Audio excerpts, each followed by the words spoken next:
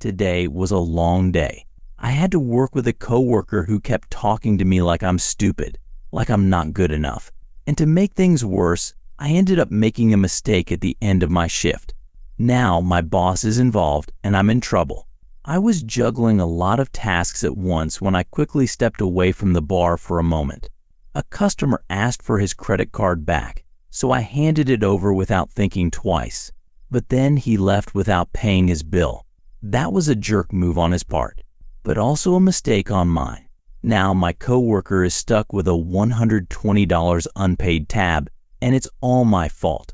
This just proves my coworker's point that I made a mistake, and I feel like I've justified their opinion of me as careless. The frustrating thing is, a guy earlier gave me a $100 bill to buy shots for a table of girls, but they didn't even want them.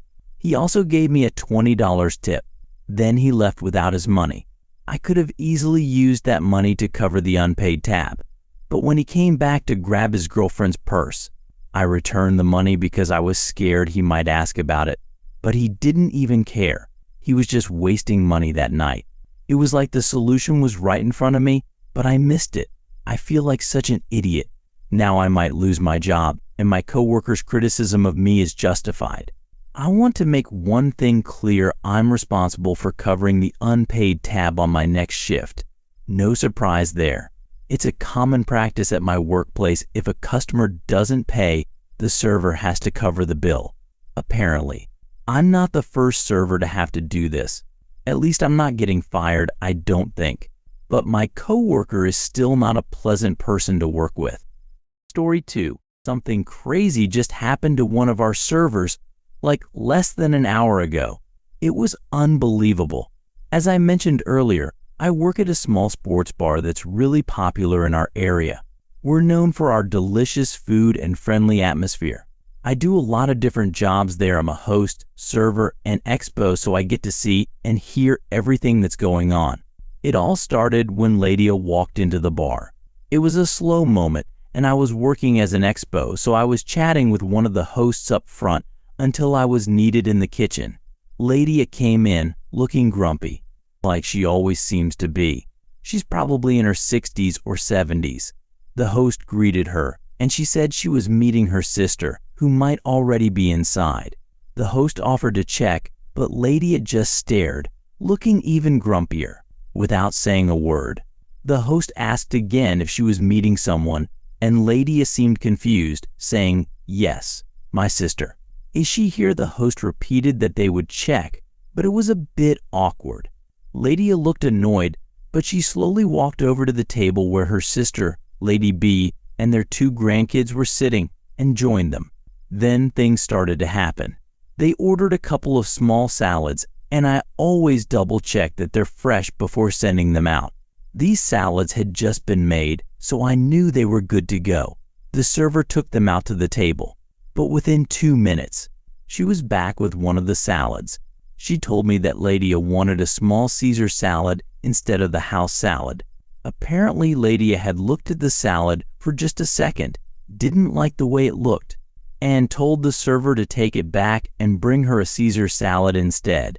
I thought it was a bit strange, but I didn't think much of it. Some people can be picky, you know.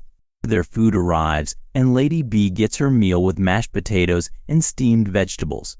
But the server comes back right away with the vegetables. She says that Lady B didn't even look at them, but claimed they were overcooked and wanted new ones. The thing is, the vegetables looked perfectly fine. Our head cook, who's been cooking for a long time, checked them out and agreed they were great. So, he just takes the same vegetables, puts them in a new bowl, and rearranges them a bit. He's like, seriously, these veggies are not overcooked at all. And Lady B didn't even bother to look at them anyway. The vegetables go back to the table, and we'll see what happens next. Next, Lady B sends her mashed potatoes back to the kitchen, saying they're the worst she's ever tasted and that she wants a baked potato instead. She claims that everything else on her plate is okay, but those mashed potatoes are a no-go. Later, when it gets busy, they flag down our busboy and ask him to wipe down their entire table just for dessert. It's worth noting that the kids had been quiet and happy the whole time, But these two ladies, Lady A and Lady B, were the only ones causing a fuss.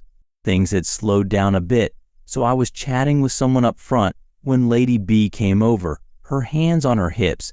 She said, "Get our waitress. We want to pay, and she's been gone for too long." She was a bit rude, but I wasn't busy, so I went to get the waitress.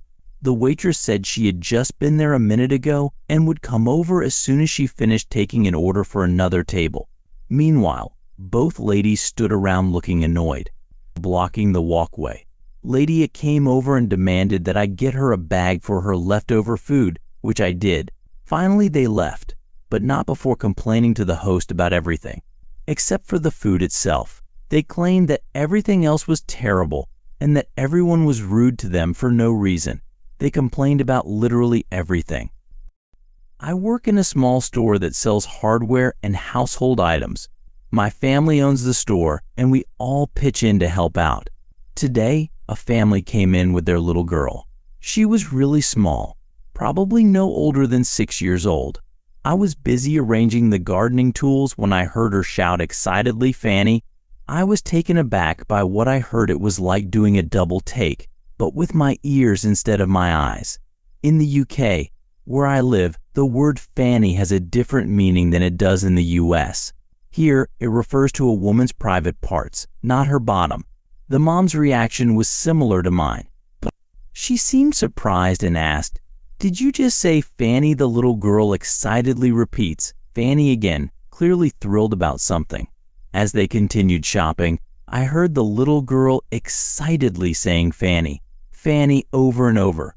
I started to wonder if I was mishearing her. Eventually, they made their way to the checkout counter, and I began ringing up their purchases.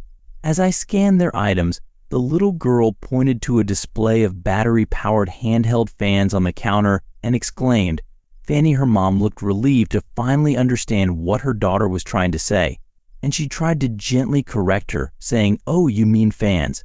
The little girl says "Fanny" again, and then asks her mom, "Mummy, can I have one?" She's clearly excited about the handheld fans and wants one for herself. At this point, the mom is trying hard not to laugh, and the dad looks like he's struggling to keep a straight face. I'm trying to look amused in a "oh, kids say the cutest things" kind of way, rather than openly laughing at the situation. They pay and quickly leave the store, and as soon as they're gone, my coworker and I share a good laugh at what just happened. They didn't end up getting the little girl a fan, or Fanny as she called it. I felt a bit disappointed for her. She was so excited about it.